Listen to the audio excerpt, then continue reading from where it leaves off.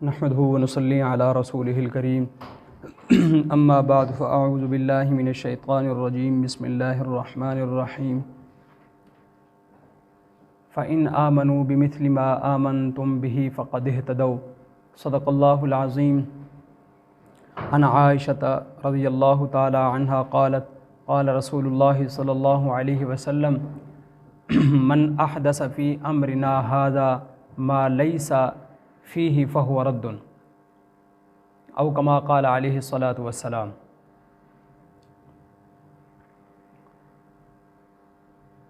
मुअज़्ज़ज़ सामिईन, हम सभी जानते हैं कि ये रबीउल अव्वल का महीना है और आज 8 रबीउल अव्वल है। ये वो मुअज़्ज़ज़, मुनव्वर और मुअत्तर माह मुक़द्दस है जिसमें रसूल अकरम सल्लल्लाहु अलैहि वसल्लम की विलादत बासआदत हुई। हर मोमिन खा उसके दिल में ज़र्रा बराबर ही ईमान क्यों ना हो, उसके लिए खुशी का बाइस है कि आप सल्लल्लाहु अलैहि वसल्लम इस दुनिया में तशरीफ़ लाए, जिसकी वजह से हमें उनका उम्मती होने की सआदत नसीब हुई।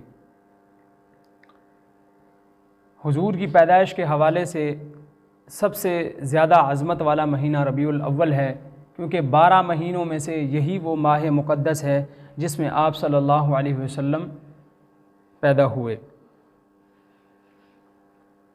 रबीउल अव्वल, रबी दर हकीकत अरबी में मौसम बहार को कहा जाता है।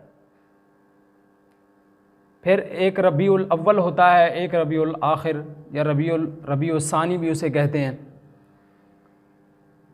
यानी मौसम बहार का एक इब्तिदाई हिस्सा होता है जिसमें फूल लगते हैं, कोंपलें खिलती हैं, और एक उसका आखिरी हिस्सा होता है मौसम बहार का जिसमें फल खूब अच्छी तरह पक जाता है। तो इब्तिदाई हिस्से को रबीउल अव्वल कहा जाता है कि मौसम बहार का आगाज़, और रबीउल सानी या रबीउल आखिर के मौसम बहार का आखिरी हिस्सा, दूसरा हिस्सा जिसमें फल पक जाते हैं।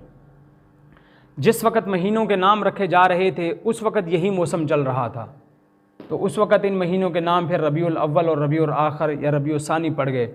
फिर जब ये नाम रखे जा चुके तो फिर चाहे अब मौसम बहार रबीउल अव्वल में आए या ना आए, अब ये नाम पड़ चुके हैं। अब इन महीनों को इन्हीं नाम से पुकारा जाएगा, चाहे इसमें ख़ज़ा ही क्यों ना आ जाए। तो ये रबीउल अव्वल की लुग़वी तहक़ीक़ है। एक रिवायत मशहूर है, इस सिलसिले में ज़िक्र किया जाता है कि जिस शख्स ने रबीउल अव्वल की ख़बर सबसे पहले किसी को सुनाई तो उस पर जन्नत वाजिब हो जाती है। ये हदीस मौजू है, यानी इस तरह की कोई रिवायत नहीं है, ये मन गढ़ंत बात है, किसी ने ऐसे ही मशहूर कर दी है और लोगों में ये व्हाट्सएप पे, फेसबुक पे ये चलती चली जाती है कि रबीउल अव्वल आ चुका है और रबीउल अव्वल की ख़बर और उसकी खुशखबरी सुनाई जाती है। हालांकि इस तरह की कोई हदीस पूरी ज़ख़ीरा अहादीस में नहीं है। किसी भी मोमिन को और ख़ास तौर पे ख़तीबों को, वाइज़ों को, नसीहत करने वालों को, मुबल्लिगीन को, उलमा को ये बात ज़रूर मद्देनज़र रखनी चाहिए कि आप सल्लल्लाहु अलैहि वसल्लम ने फ़रमाया कि जिस शख्स ने मुझ पे जानबूझ के झूठ बोला उसका ठिकाना जहन्नम है। यानी कोई ऐसी रिवायत जो हदीस है ही नहीं, उसके बारे में ये कह देना कि ये हुजूर से मनक़ूल है, ये आप सल्लल्लाहु अलैहि वसल्लम ने यूँ फरमाया, तो इसकी वईद आप सल्लल्लाहु अलैहि वसल्लम ने बयान की कि ऐसे आदमी का ठिकाना जहन्नम है जो मेरी तरफ़ कोई झूठी बात मंसूब कर दे, मैंने कही नहीं, और वो ये कह दे कि ये बात हुजूर ने कही है। इसलिए इस बात से इज्तिनाब करना चाहिए, जब तक किसी रिवायत की तहकीक ना हो उस वक़्त तक ये नहीं कहना चाहिए कि ये हुजूर की हदीस है। तो रबीउल अव्वल में आप सल्लल्लाहु अलैहि वसल्लम की पैदाइश हुई। इस सिलसिले में ये जानने की हमें ज़रूरत है कि आप सल्लल्लाहु अलैहि वसल्लम की पैदाइश किस साल में हुई, किस महीने में हुई, किस दिन में हुई और किस तारीख़ को हुई। ये 4 चीज़ें हैं कि किस साल में हुई, किस महीने में हुई, किस दिन में हुई और किस तारीख़ को हुई। हज़रत अब्दुल्ला बिन अब्बास रज़ी अल्लाह ताला अन्हु फरमाते हैं कि रसूल अकरम सल्लल्लाहु अलैहि वसल्लम की पैदाइश आमुल फ़ील में हुई, जिस साल अबरहा ने लश्कर कुशी की थी मक्का के ऊपर, बैतुल्ला के ऊपर, तो उस साल आप सल्लल्लाहु अलैहि वसल्लम की पैदाइश हुई, आमुल फ़ील वाले साल। तो आप सल्लल्लाहु अलैहि वसल्लम की पैदाइश आमुल फ़ील में हुई है। और किस महीने में हुई है? मुल्ला अली क़ारी रहमतुल्लाह अलैह और अल्लामा इब्ने अब्दुल बर मालिकी रहमतुल्लाह अलैह कहते तमाम उलमा का, मुहद्दिसीन का इस बात पर इत्तिफ़ाक़ है कि आप सल्लल्लाहु अलैहि वसल्लम रबीउल अव्वल के महीने में पैदा हुए। किस दिन पैदा हुए? हज़रत अबू क़तादा रज़ियल्लाहु ताला अन्हु कहते हैं, मुस्लिम शरीफ की रिवायत है, वो कहते हैं हुज़ूर अकरम सल्लल्लाहु अलैहि वसल्लम सोमवार का रोज़ा रखा करते थे, पीर के दिन का। हुज़ूर से पूछा गया, या रसूलल्लाह पीर का रोज़ा क्यों रखते हैं? तो हुज़ूर ने फरमाया कि मैं पीर के दिन ही पैदा हुआ, इसलिए मैं पीर का रोज़ा रखता हूँ। और दूसरी ये वजह बयान फरमाई कि पीर के दिन मुझ पर वही नाज़िल की गई या मुझे नबूवत अता की गई, इसलिए मैं पीर के दिन का रोज़ा रखता हूँ। तो वही नबूवत भी वही के ज़रिए अता की गई थी। पहली मरतबा जिब्रील अलैहिस्सलाम तशरीफ़ लाए थे गारे हिरा के अंदर, तो आप सल्लल्लाहु अलैहि वसल्लम को नबूवत पीर के दिन अता की गई और आपकी पैदाइश पीर के दिन हुई, इसलिए पीर के दिन आप सल्लल्लाहु अलैहि वसल्लम रोज़ा रखा करते थे। एक और रिवायत में आता है आप सल्लल्लाहु अलैहि वसल्लम हफ़्ते में सोमवार और जुमेरात का रोज़ा रखते थे। जब आप सल्लल्लाहु अलैहि वसल्लम से पूछा गया कि या रसूल अल्लाह आप रोज़ा रखते हैं, इसकी वजह क्या है? तो हुज़ूर ने इरशाद फरमाया कि सोमवार और जुमेरात को अल्लाह की दरबार में इंसान के आमाल पेश होते हैं, इसलिए मैं चाहता हूँ कि जब मेरा अमल, मेरा नामा आमाल अल्लाह के सामने जाए तो मैं रोज़े की हालत में हूँ, इसलिए मैं पीर और जुमेरात का रोज़ा रखता हूँ। तो ये बात भी मालूम हो गई कि आप सल्लल्लाहु अलैहि वसल्लम पीर के दिन पैदा हुए, रबीउल अव्वल में पैदा हुए और आमुल फ़ील में पैदा हुए। अब रह गई ये बात कि आप सल्लल्लाहु अलैहि वसल्लम किस तारीख़ को पैदा हुए। इस सिलसिले में बहुत से अक़वाल हैं। अल्लामा नववी रहमतुल्लाह अलैह ने अपनी किताब तहज़ीबुल अस्माअ वल लुग़ात में लिखा है कि वैसे तो बहुत से अक़वाल हैं हुज़ूर की पैदाइश के सिलसिले में कि आप किस तारीख़ को पैदा हुए, लेकिन 4 मशहूर कौल ये हैं कि आप सल्लल्लाहु अलैहि वसल्लम की पैदाइश 2 रबीउल अव्वल को है, आपकी पैदाइश 8 रबीउल अव्वल को है, आप सल्लल्लाहु अलैहि वसल्लम की पैदाइश 10 रबीउल अव्वल को है, या फिर आप सल्लल्लाहु अलैहि वसल्लम की पैदाइश 12 रबीउल अव्वल को है। फिर हर एक सीरत निगार ने, मुअर्रिख़ ने, तारीख़ लिखने वाले ने कोई ना कोई वजह ढूंढ के कोई ना कोई एक डेट जो है वो राजे कर दी है कि नहीं हुज़ूर इसको ही पैदा हुए थे। जबकि जमहूर मुहद्दिसीन, जमहूर मुफस्सिरीन, जमहूर फ़ुक़हा वो इस बात के कायल हैं कि आप सल्लल्लाहु अलैहि वसल्लम की पैदाइश 8 रबीउल अव्वल को हुई है। अलबत्ता बाज़ उलमा 12 रबीउल अव्वल के भी कायल हैं। तो तारीख़ मुतय्यन नहीं है कि हुज़ूर सल्लल्लाहु अलैहि वसल्लम कब पैदा हुए। अलबत्ता वफ़ात हुज़ूर सल्लल्लाहु अलैहि वसल्लम की मुतय्यन है। तमाम मुहद्दिसीन, तमाम फ़ुक़हा, किसी का कोई इख्तिलाफ़ नहीं कि हुज़ूर अक़दस सल्लल्लाहु अलैहि वसल्लम इस दुनिया से 12 रबीउल अव्वल को पर्दा फरमा गए। हुज़ूर का दुनिया से रुख़सत होना तो मुतय्यन है, लेकिन हुज़ूर का दुनिया में आना मुतय्यन नहीं है। तारीख़ मुतय्यन नहीं है कि हुज़ूर किस दिन रबीउल अव्वल की किस डेट को पैदा हुए, 8 को पैदा हुए, 2 को पैदा हुए, 10 को पैदा हुए, 12 को पैदा हुए। उलमाए किराम ने यहाँ पर एक बड़ी खूबसूरत बात लिखी है कि देखिए ईद का दिन मुतय्यन है, ईद उल फ़ितर का, ईद उल अज़हा का दिन शरीयत में मुतय्यन है, रमज़ान मुतय्यन है, और इसी तरह अय्याम बीज़ के रोज़े मुतय्यन हैं। बहुत सी चीज़ें ख़ुद अहादीस में, क़ुरान में मुतय्यन हैं। आखिर ये ऐसा क्यों हुआ कि हुज़ूर के पैदाइश के दिन की जो तारीख़ थी वो क्यों महफूज ना हो सकी? मतलब कुरान ने भी इसको डिस्कस नहीं किया कहीं पर कि हुज़ूर किस तारीख़ को पैदा हुए। ख़ुद हुज़ूर ने भी अपनी 23 साल ज़िंदगी में दौरे नबूवत में कभी इस चीज़ को डिस्कस ना किया, कभी जो है ज़ेर बहस ना लाए कि मैं किस तारीख़ को पैदा हुआ। 40 साल दौरे खिलाफत है सहाबाए किराम का, खुलफ़ाए राशिदीन का, इसमें भी कभी ये बात किसी सहाबी ने कहीं मिंबर पे बैठ के कहीं पर भी ये बात नहीं कही कि हुज़ूर किस तारीख़ को पैदा हुए। 200 साल का ज़माना ताबईन और तबई ताबईन का है, उसमें भी कभी ये बात ज़िक्र न की गई कि आप सल्लल्लाहु अलैहि वसल्लम किस तारीख़ को पैदा हुए। आखिर ये इतना खामोश ज़माना जिसमें दीन उतरा, वही उतरती थी, अल्लाह ताला जिब्रील के ज़रिए पैगाम भेजते थे, हुज़ूर ख़ुद भी पूछ लिया करते थे, सहाबाए किराम भी सवाल करते थे। किसी सहाबी के जहन में कभी कोई सवाल नहीं आया कि या रसूलल्लाह आप रबीउल अव्वल की किस तारीख़ को पैदा हुए। आखिर ये किसी के जहन में भी अल्लाह ने क्यों ना बात डाली, कुरान में क्यों ना कहीं इशारा भी नहीं किया। उसकी वजह ये लिखी है मुफस्सिरीन ने, इसलिए कि आप सल्लल्लाहु अलैहि वसल्लम की पैदाइश की तारीख़ से मुताल्लिक़ कोई शरीयत का हुक्म नहीं, कोई फ़ैसला नहीं। और अल्लाह ताला का ये उसूल है कि जिस चीज़ से मुताल्लिक़ शरीयत का कोई फ़ैसला और हुक्म ना हो, अल्लाह ताला उसको डिस्कस नहीं करते। कुरान करीम में भी जितनी पिछली कौमों के वाक़यात अल्लाह ने ज़िक्र किए हैं, किसी कौम का तफसीली वाक़या ज़िक्र नहीं किया अल्लाह ताला ने। कभी का मुख्तसर सा इशारा कर जाते हैं कहीं पर थोड़ी सी तफसील अल्लाह ताला बताते हैं, उसके बाद वाक़या ख़त्म, पूरा वाक़या कहीं पर भी नहीं, किसी कौम का भी इशारों में बात ख़त्म हो जाती है। 2 लाइनों में, 3 लाइनों में अल्लाह ताला कहीं 1 रुकू 2 रुकू में सारा वाक़या समेट देते हैं। इसलिए कि अल्लाह ताला वही चीज़ जिक्र करते हैं कुरान करीम में जिससे लोगों को फ़ायदा होता है, लोगों के लिए इबरत हो, कोई हुक्म साबित हो रहा हो, शरीयत का कोई मसला निकल रहा हो, अल्लाह सिर्फ़ उस बात को डिस्कस करते हैं। खाम खा तवील कोई वाक़या, तवील कोई बात इस तरह की अल्लाह ताला ज़िक्र नहीं करते।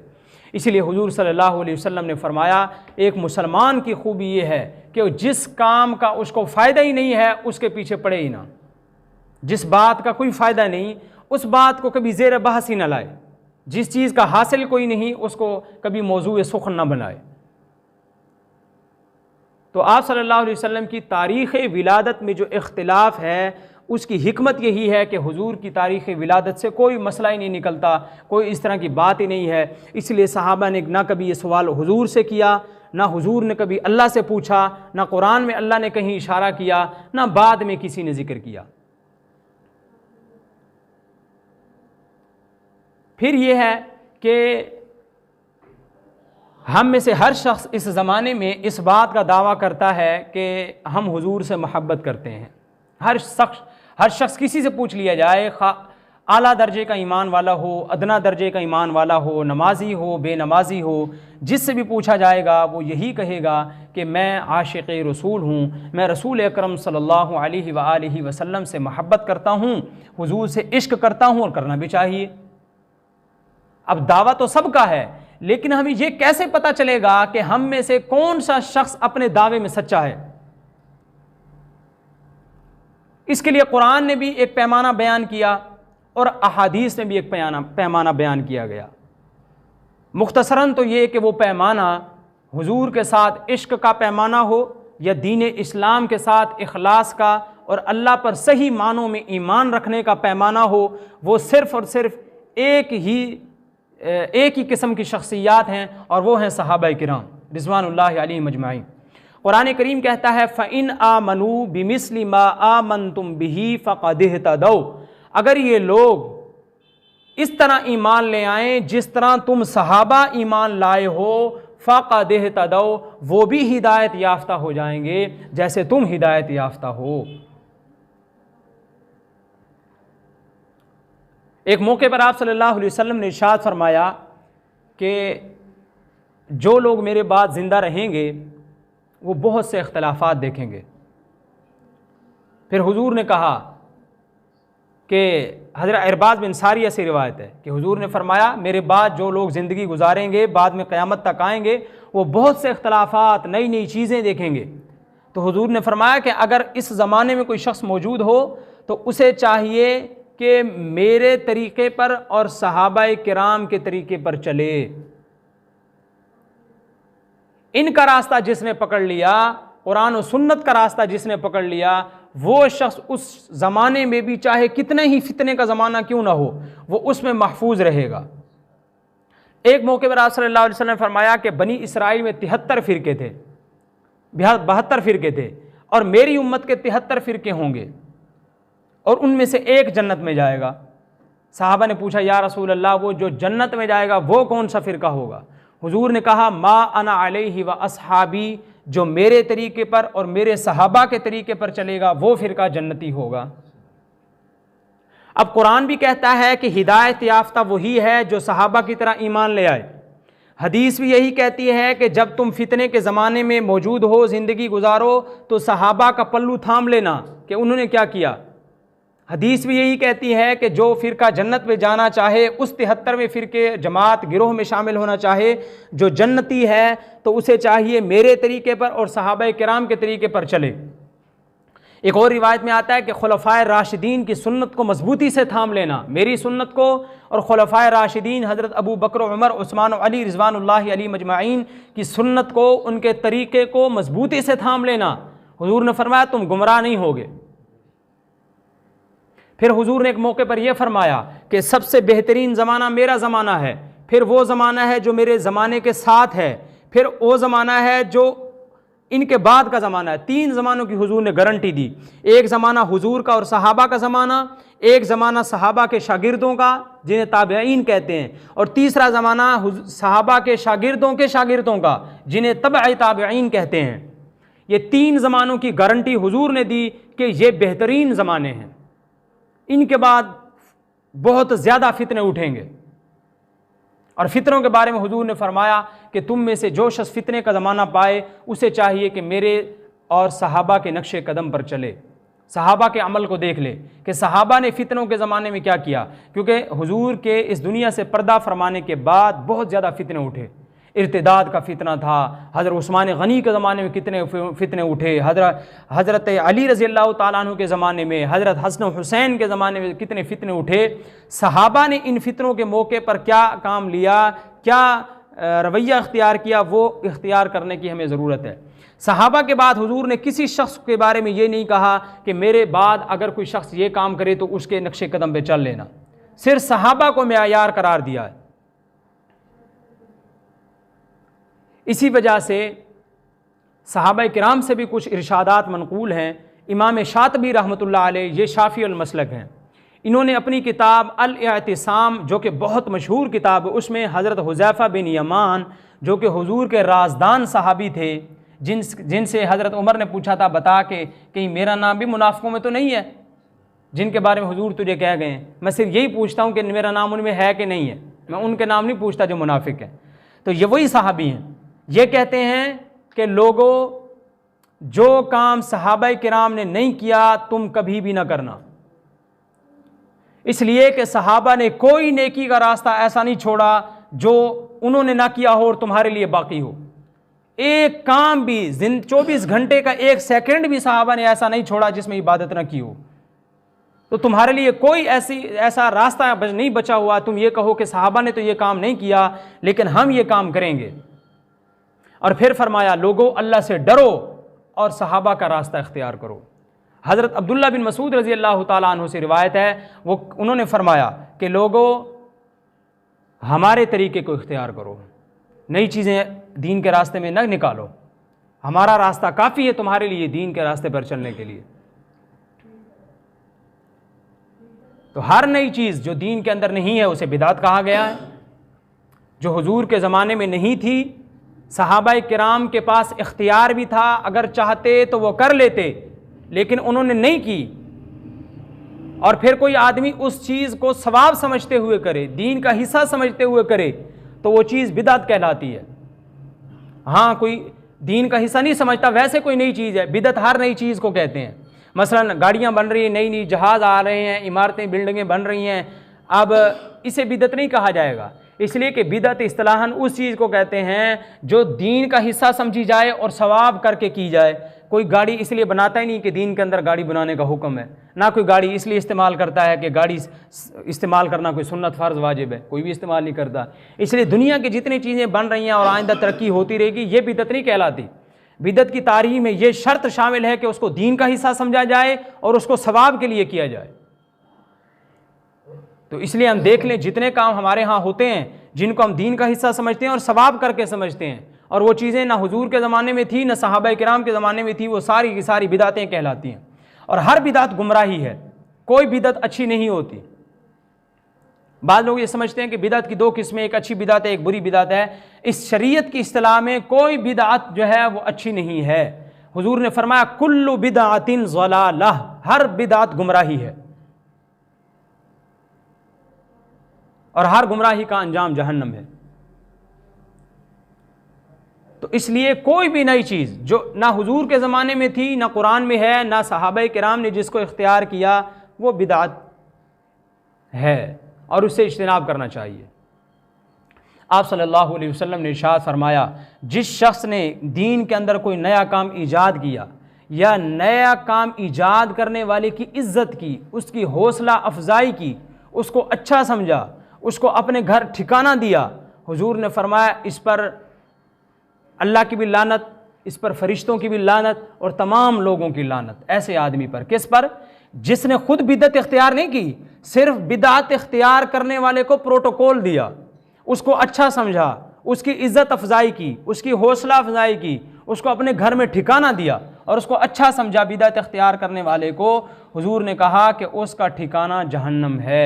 और ये भी फरमाया कि उस पर अल्लाह की भी लानत, उस पर फरिश्तों की भी लानत और उसके ऊपर तमाम लोगों की लानत।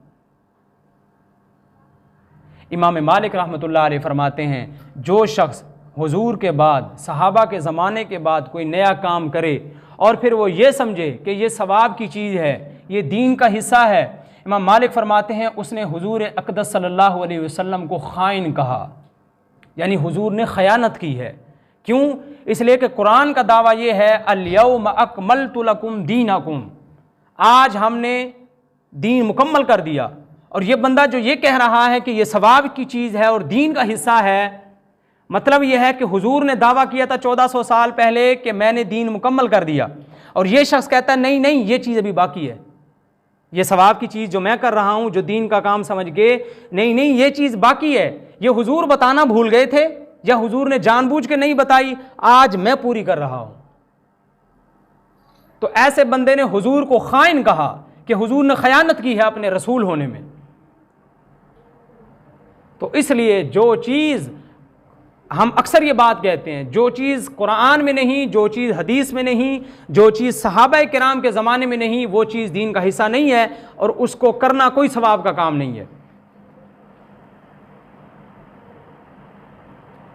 अलबत्ता ये चूँकि रबीउल अव्वल का महीना है और इसके अंदर आप सल्लल्लाहु अलैहि वसल्लम आम हालात में हुजूर की तारीफ़ करना, हुजूर की आमद, हुजूर पर सलात व सलाम भेजना, हुजूर का ज़िक्र खैर करना, हुजूर के लिए सीरत के जलसे करना, हुजूर के ज़िक्र को रहमत का बायस समझना, हुजूर के ज़िक्र को अपनी आखिरत के संवरने का बायस समझना, ये सब बहुत उम्दा और शानदार चीज़ें हैं।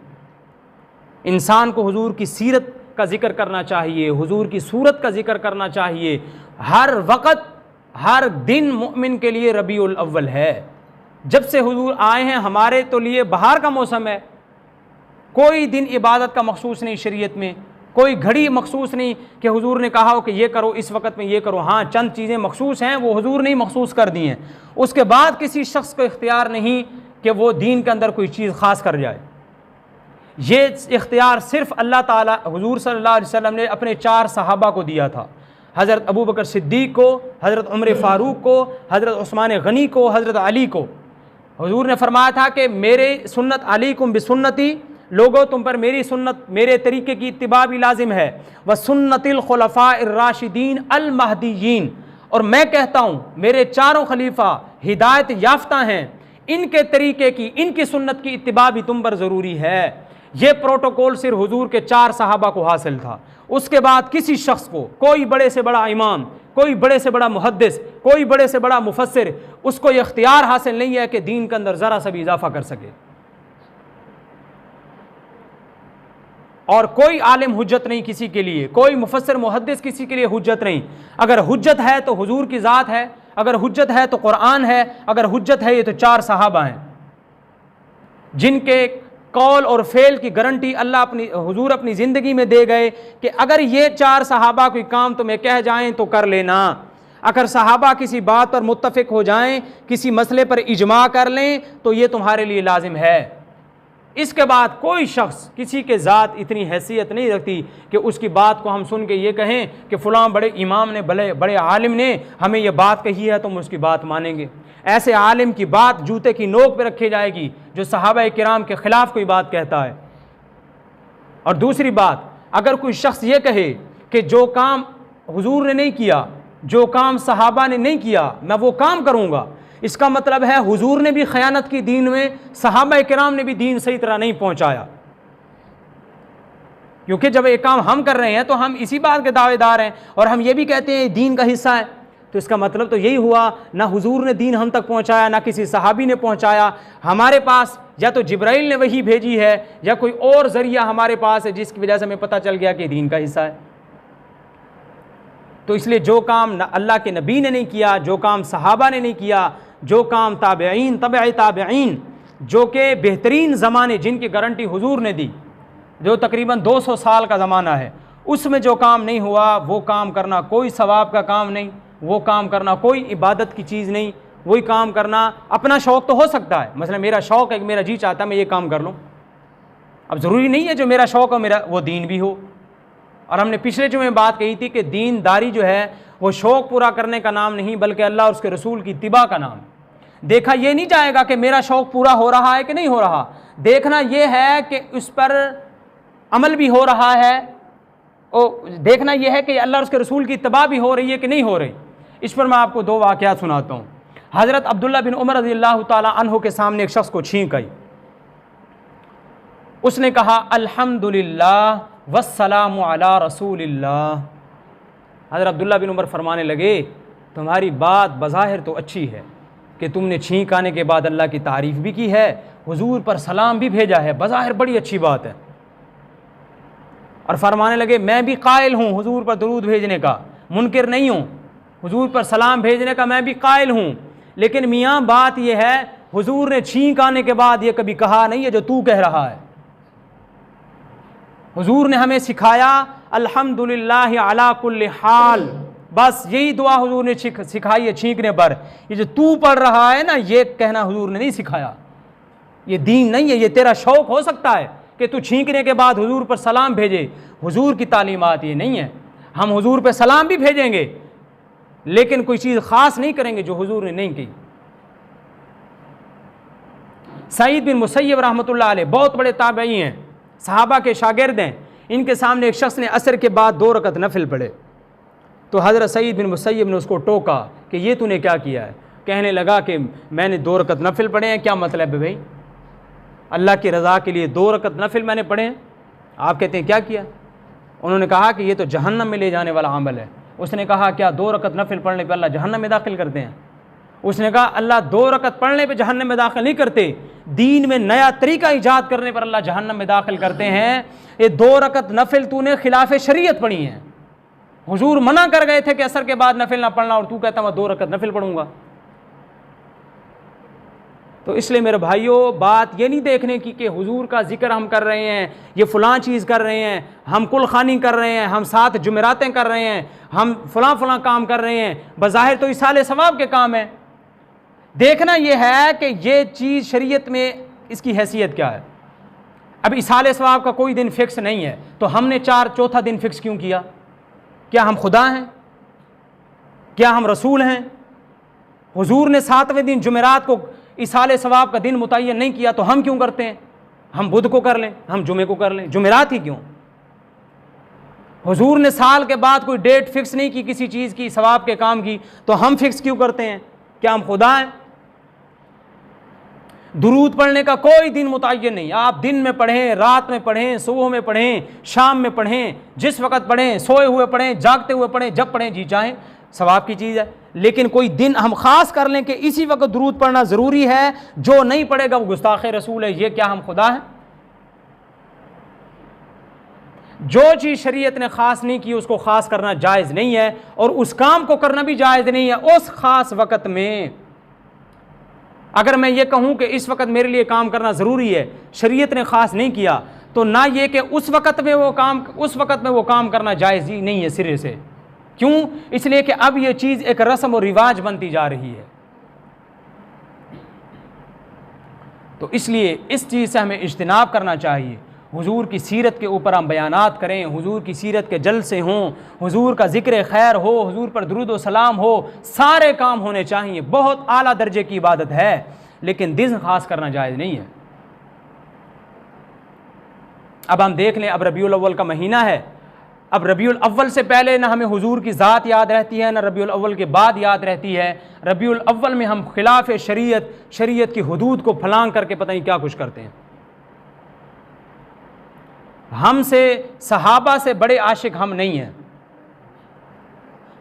ना हज़रत अबू बकर सिद्दीक़ से बढ़ के हैं। अगर वो चाहते तो हमारी तरह के काम वो भी अपनी शान के मुताबिक कर सकते थे, उन्होंने नहीं किए। इसलिए कि असल चीज़ किसी चीज़ को मनाना नहीं होता, सेलिब्रेशन नहीं है, असल चीज़ किसी चीज़ को अपनाना है। मतलब हमारे अंदर हुजूर की सीरत नहीं है, ना हमारी आदतें हमारे तरीके हुजूर जैसे हैं, ना हमारी सूरत हुजूर जैसी है। एक दिन हम मना लेते हैं और हम कहते हैं हमने हुजूर का इश्क और मोहब्बत का हक़ अदा कर दिया। दूसरी बात यह है कि शरीयत शख्सियत को मनाने की कायल ही नहीं है कि किसी के शख्सियत को मनाया जाए। हज़रत आदम अलैहिस्सलाम से लेकर 1,24,000 अंबिया आए, कुरान ने किसी की शख्सियत मनाने का जिक्र नहीं किया, ना हुजूर की शख्सियत मनाने का, शख्सियत का दिन, हुजूर के दिन पर हुजूर की शख्सियत को मनाने का, ना किसी और की शख्सियत मनाई जाती है। कोई ऐसा दिन नहीं है। ना हुजूर ने अपने 63 साला दौर के अंदर जब जब हुजूर की पैदाइश का दिन आया, हुजूर ने कोई बात कही, कहीं इशारा ही कर दिया हो अपनी पैदाइश के मुताबिक के बारे में। फिर दूसरी बात यह है कि ये जो मिलाद है ना, मिलाद ये अरबी में कहते हैं पैदाइश का दिन, और इंग्लिश में इसको कहते हैं बर्थडे। अरबी में मिलाद और अरबी इसको इंग्लिश में कहते हैं बर्थडे। कोई मसलक, कोई फ़िरका, कोई गिरोह इस्लाम में बर्थडे का कायल नहीं है। आप देवबंदियों से फतवा ले लें, बरेलवियों से ले लें, अहले हदीसों से ले लें कि क्या बर्थडे मनाना जायज़ है, वो कहेंगे नहीं है। तो फिर हुजूर का बर्थडे किस नीयत से मनाया जाता है?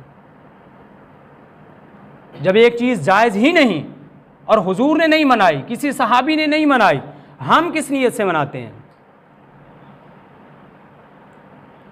तो इसलिए मेरे भाइयों, दीन शौक़ पूरा करने का नाम नहीं है। और दूसरी बात, मैंने ख़ुद अपनी वालदा के मुंह से सुनी थी ये बात, और आप सारे बड़े साथी बैठे हैं, आपने सुना होगा कि 12 रबीउल अव्वल को आज से चंद साल पहले 12 वफ़ात कहा जाता था। सुना था कि नहीं सुना आपने? तो ये ईद मिलाद कब से बना है? जो 12 वफ़ात है, हुजूर की पैदाइश, वफ़ात का दिन 12 रबीउल अव्वल, ये यौम पैदाइश कब से बना है? तो सोचने की ज़रूरत है। कोई लड़ाई झगड़े का मसला नहीं। ये सोचे कि आज से जो चीज़ 50 साल पहले, 100 साल पहले 12 वफ़ात थी, हमने ख़ुद अपनी माँ से सुना, वो कहती थी कि वो हमें बताती कि तुम्हारी नानी कहा करती थी ये 12 वफ़ात, वो पढ़ी लिखी थी नहीं, तो वो ये कहती थी 12 वफ़ात आज 12 रबीउल अव्वल को, हम जब छोटे होते थे। तो जो चीज़ आज तक 12 वफ़ात थी और हुजूर का यौम वफ़ात मनाया जाता था, आज वो यौम पैदाइश क्यों बन गया?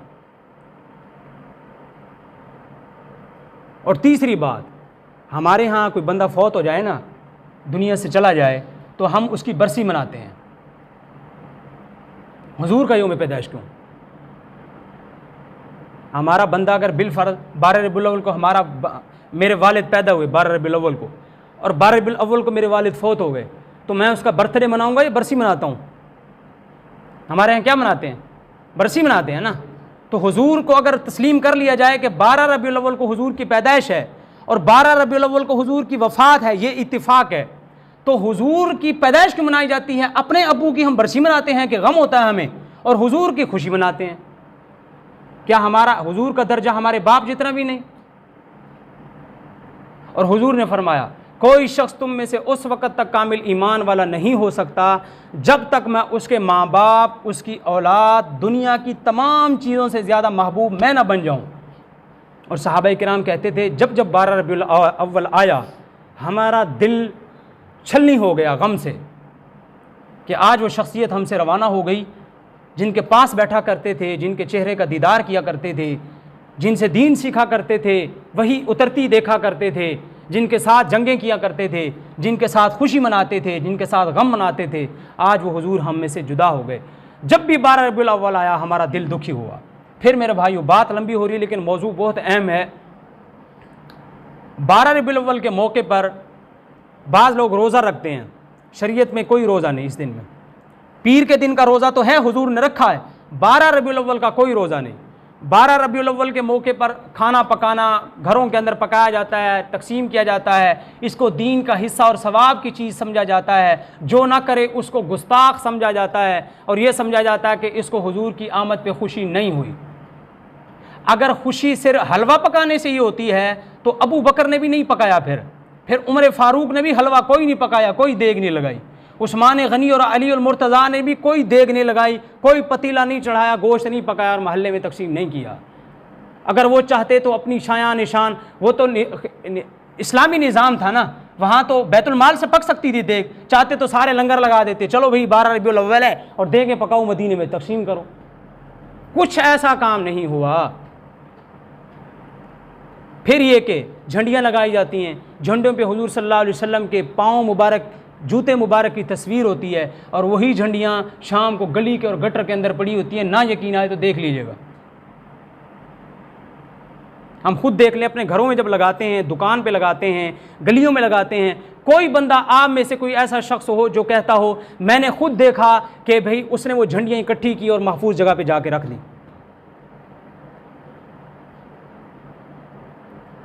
फिर हम हुजूर के रोज़े की शक्ल व सूरत बनाते हैं, केक बनाते हैं हुजूर के गुंबद जैसा, उस पर छुरी चला के उसको बर्थडे सेलिब्रेट करते हैं, उसको खाते हैं।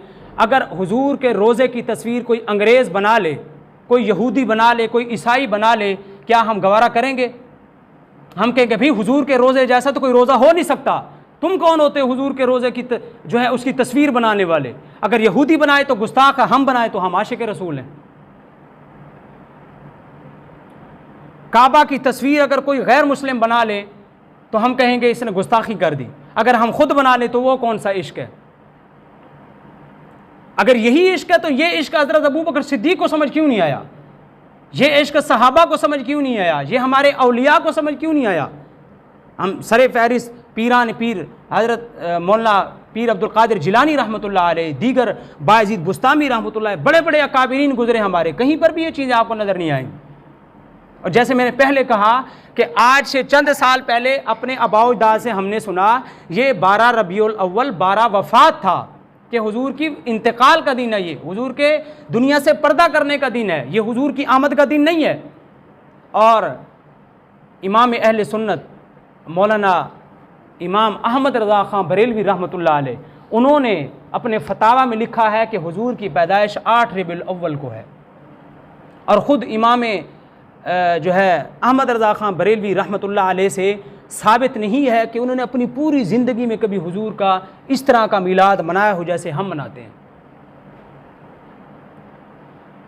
पूरी ज़िंदगी में उनसे साबित नहीं, कोई जलसा जुलूस उनसे साबित नहीं। मतलब है कि नमाजें हम नहीं पढ़ते, दीगर नेक काम हम नहीं करते, हुजूर की जो सीरत है उसको अपनाने की कोशिश नहीं करते, लेकिन हम जहाँ की हमारा शौक़ पूरा होता है कि चलो जल से जुलूस, कुछ खाना पीना, को हल्ला गुल्ला हो जाए, उसमें हम कहते हैं हाँ ये दीन का हिस्सा है। जमात खड़ी हो चुकी, हुजूर कहते हैं मेरा जी चाहता तेरे घर को जाके आग लगा दूँ, वो हमें वहाँ टेंशन नहीं होती कि हुजूर मेरा घर जलाना चाहते हैं, नहीं वो कोई मसला नहीं है, वो कौन सा जल गया तो क्या हो जाएगा, और हुजूर की बात कौन सी सही है जो जला देंगे, माज़अल्लाह। अलबत्ता मिलाद मनाना ज़रूरी, क्योंकि वहाँ खाने को कुछ मिल जाता है। अपने मिजाज के मुताबिक अगर कोई नई चीज़ निकल आए तो हम उसको बड़ी खुशी से कबूल कर लेते हैं। मेरे भाइयों, ये कोई मसलक की बात नहीं, ये कोई फ़िरके की बात नहीं है। इसलिए मैंने जब कभी भी बात की है, मैंने कभी मसले की ज़िक्र ही नहीं किया। हमेशा मैंने अपनी बात को सहाबे किराम पे ख़त्म किया है, और हमेशा मैंने यही बात कही है कि जो काम नबी ने नहीं किया, जो काम सहाबे किराम ने नहीं किया, वो हमारे लिए हुज्जत नहीं है। चाहे कोई मौलवी करता फिरे, कोई मौलवी हमारे दी उसकी कोई औकात नहीं अगर वो कुरान और सुन्नत के ख़िलाफ़ काम करता है। तो इसलिए इसका हम एहतियात करें। ना ही इस दिन रोज़ा है, ना इसको ईद मिलादुन नबी कहना जायज़ है, क्योंकि ईद इस्लाम में सिर्फ दो हैं, या तो ईद उल फितर या ईद उल अज़हा, तीसरी कोई ईद नहीं। इसको ईद मिलादुन नबी कहना भी जायज़ नहीं। इस दिन झंडियाँ लगाना, जुलूस निकालना, सबीलें लगाना, ये जायज़ नहीं है। इसलिए कि ये काम ना कि हुजूर ने अपने 23 साल नबी बनने के बाद दौर में किया, न 40 साल में खुलफाए राशिदीन ने किया, न 200 साल में ताबईन और तबई ताबीन ने किया। अगर सच बात कहने पे कोई नाराज़ होता है तो फिर वो उसकी मर्ज़ी है। तो इसलिए हमें ये समझना चाहिए कि हमारा दीन इस्लाम हमें क्या कहता है। अब खाना पकाने से, अब इसाले सवाब की मैंने बात की थी, इसी तरह अब इन दिनों में खाना पकाए जाते हैं। और वो हदीस जो शुरू में सुनाई थी साथी इस वक्त नहीं थे, कि एक हदीस मशहूर है कि जिस शख्स ने रबीउल अव्वल की आमद की खबर दी, हुजूर ने फरमाया कि उस पर जन्नत वाजिब होगी। ऐसी कोई हदीस नहीं है।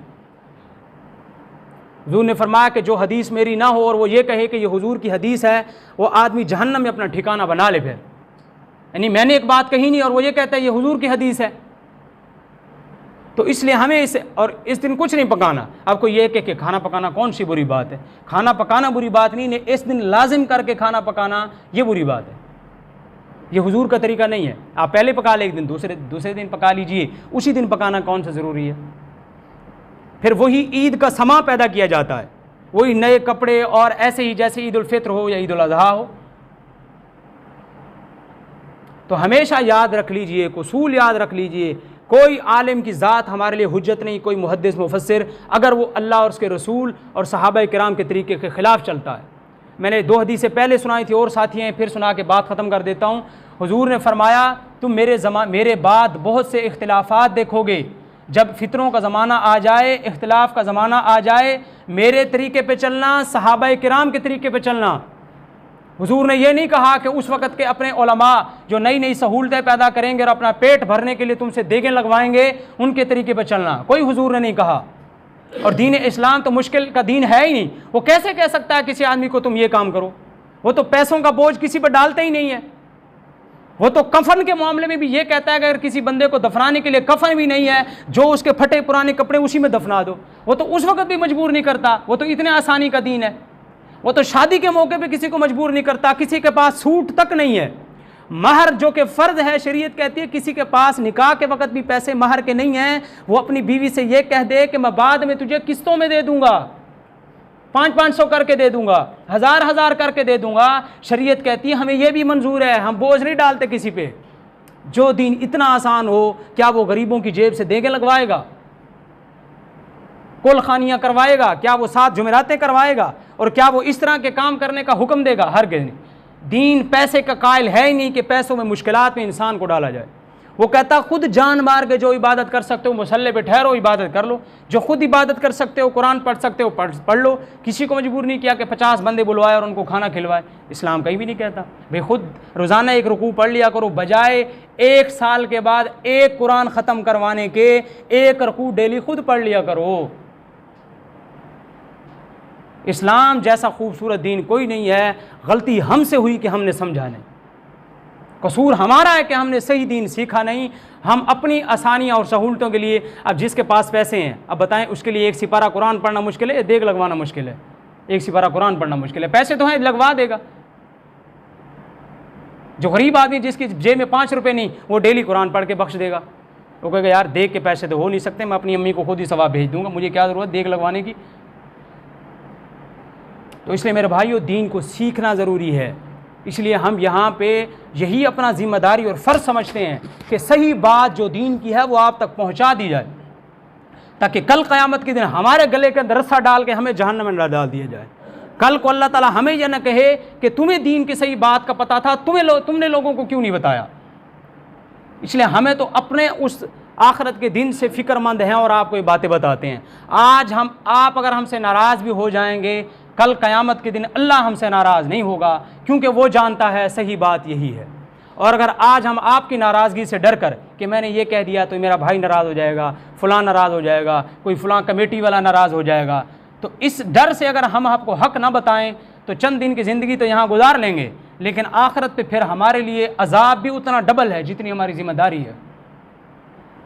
तो इसलिए ख़ुद भी दीन को सीखें, समझें, उस पर अमल करें, दूसरे भाइयों तक भी वही पैगाम पहुँचाएँ कि भाई सही बात यही है, इसी पर अमल करें। तो इसलिए उम्मीद है सबको बात समझ आई होगी। तो मैंने आपको एक बात आखिर में की थी, वो फिर मैं आपको कह दूं कि आज से चंद साल पहले 12 रबीउल अव्वल को 12 वफ़ात कहा जाता था। अगर किसी को यकीन ना आए तो आज अपने बड़ों से जाके पूछ लें, बच्चे पूछ लें, बड़ों को पता नहीं तो बड़ों से पूछ लें। जो दिन 50 साल पहले 12 वफ़ात का हम मनाते थे और 12 वफ़ात कह के कुछ पकाया करते थे, हमें याद है हमारी वालदा भी इस दिन पे पकाया करती थी। लेकिन जब हमें शऊर आया, हम मदरसे में पढ़े, हमें पता चला तो हमने मना किया। फिर हमारे घर में भी कुछ नहीं पकता था। जब तक शऊर नहीं था पकता रहा। कोई मसला नहीं, गलती इंसान से होती है ना। आज हम तौबा कर रहे हैं, या अल्लाह पहले मसले का नहीं पता था, हमने एक काम किया, आज से मसले का पता चल गया, या अल्लाह आइंदा ये काम नहीं करेंगे। तेरे हबीब को राज़ी करने के लिए, तुझे राज़ी करने के लिए आज से इन सब कामों की छुट्टी। तो उन्होंने हमें बताया, अपनी वालदा से हमने सुना, हमारी कोई उम्र जो है कोई 100 साल नहीं है, तो वो फरमाया करती थी कि ये 12 वफ़ात है। और उनके बाद फिर हमने 2-4 साल के बाद ये सुनना भी शुरू कर दिया कि ये हुजूर का मीलाद है। फिर अब 2, 4, 5, 10 सालों से फिर ये ईद का लफ्ज़ भी इजाफ़ा हो गया है कि ये ईद भी है। तो इसलिए मेरे भाइयों इससे इज्तिनाब करें। तो आए दिन नई नई चीज़ें, फितने पैदा होते जा रहे हैं। सिर्फ़ कुरान और सुन्नत को फॉलो करें, सिर्फ़ कुरान और सुन्नत, और जिन्होंने कुरान हम तक पहुँचाया, जिन्होंने हदीस पहुँचाई, उन पर अगर हमें एतमाद और भरोसा हो गया कि सहाबा कुरान पहुँचाने में सच्चे हैं, नबी का दीन पहुँचाने में सच्चे हैं, मसला ही ख़त्म है। बाद में किसी मौलवी की बात सुनने की ज़रूरत ही नहीं है। कोई हमें कोई दलीलें देना, उसे ये पूछें, उसे कहें भाई हमें दलील तेरी समझ नहीं आती, ये बता ये काम नबी ने किया था, वो कोई चक्कर नहीं दे सकेगा आपको। उसे पूछे भाई ये बता किसी सहाबी ने किया था, वो नहीं आपको चक्कर दे सकेगा। हाँ अलबत्ता अगर आप ये कहेंगे कोई दलील बता, वो ज्यों ज़ुबान चलाएगा अपनी। इसको और मैं आखिर में एक बात कह के बात ख़त्म करता हूँ। एक औरत का शोहर फोत हो गया, तो उसने विरासत तकसीम हुई। बेटों ने कहा अम्मा आपका 8वां हिस्सा बनता है। तो उसने कहा कि सारी ज़िंदगी तेरे बाप के साथ कमाया मैंने, मेरा 8वां हिस्सा। उसने कहा मैंने मुफ्ती साहब से फतवा लिया है। उसने कहा अच्छा। अब वो किसी ऐसे मौलवी के हत्थे चढ़ गई। उसने कहा कि तुझे तो मौलवियों से मसला पूछने की ज़रूरत नहीं है, तू खुद कुरान को पढ़ और मसाइल कुरान से सीख, मसाइल सीख। एक तो है नसीहत के लिए कुरान पढ़ना, वाक़यात और इबरत के लिए, एक मसाइल निकालने के लिए खुद पढ़ ले। कहा तो अच्छी बात है। उस मौलवी साहब वो खुद भी ऐसे पढ़े हुए थे। उसको कहा कि देख सारा हिस्सा तेरा है। उन्होंने कहा दलील तुझे मैं सिखाता हूँ, किसी मौलवी की ज़रूरत नहीं इसको रद्द कर सके। उस औरत ने कहा तो और अच्छी बात है कि सारा माल मेरे पास आ जाएगा, ये जो 8वां हिस्सा मुझे मिल रहा है, ये तो मामला ख़राब हो गया। उसने कहा सूरतुल लहब जाके पढ़ना और उनको बताना कि देख। अच्छा उसने वो बात बता दी। अब बेटे घर में आ गए। माँ ने बेटों कहा भाई बात सुनो बेटो, सारा माल मेरा है। कोई मौलवी शोलवी की बात नहीं मानती, मौलवी अपनी तरफ से बातें घड़ते हैं। कुरान में लिखा हुआ है, मैं बताती हूँ कि सारा माल मेरा है। अब वो बड़े हैरान हुए, बेटे हमारी मान तो दीन पढ़ा हुआ नहीं था भाई, ना कोई हाफिज, ना नाजरा कुरान पढ़ा हुआ, ना आलिम, इसको मसलों का कैसे पता चल गया। उसने कहा अब मैंने दीन सही सीखना शुरू कर दिया है। उसने कहा अच्छा। मौलवी साहब आ गए, वो मसला बन गया। उसने कहा भाई पता नहीं कहाँ से बात निकल आई। अब जब वो मौलवी साहब तशरीफ़ लाए तो उसकी माँ ने कहा देखिए सूरतुल लहब में है मा अगना अन्हु मालुहु व मा कसब, मा अगना अन्हु मालुहु व मा कसब, मा अगना अन्हु मालुहु माँ का सब। वो कहती कुरान में लिखा हुआ है मालुहु माँ का सब, तू कहता 8वां हिस्सा है। और इसी तरह एक और आदमी था, उसने कहा कि लोगों मैं कुरान पे अमल करता हूँ, इस मरतबा इलेक्शन में मैं उठाऊँ मैं जीतूँगा। उसने किसी ने उसको कहा कि भाई क्या मतलब। उसने कहा कुरान में लिखा हुआ मैं जीतूँगा। किसी ने कहा क्या मतलब कुरान में लिखा। उसने कहा सूरतुल नस्र को पढ़ो, उस बंदे का नाम था नसरुल्लाह। उसने कहा कुरान में लिखा हुआ है इज़ा जा नसरुल्लाह वल फतह, जब नसरुल्लाह आएगा फतह हो जाएगी। मतलब है कि अब जो आदमी खुद कुरान पढ़ के मसाइल निकालेगा तो फिर यही होगा। तो इसलिए दीन जो है वो उलमा से सीखिए, मसाइल उलमा से पूछिए। खुद पढ़ सकते हैं आप, पढ़ने से मना नहीं है, कुरान पढ़ें, तर्जुमा पढ़ें, तफसीर पढ़ें, लेकिन उसको अगर कहीं पर सवाल पैदा होता है ना तो वो उलमा से पूछें। उसको कहें भाई ये बात मुझे समझ नहीं है, यहाँ कन्फ्यूजन है, मुझे ये मसला बताएं। तो अल्लाह से दुआ है अल्लाह ताला में सही दीन सीखने की तौफीक अता फरमाए।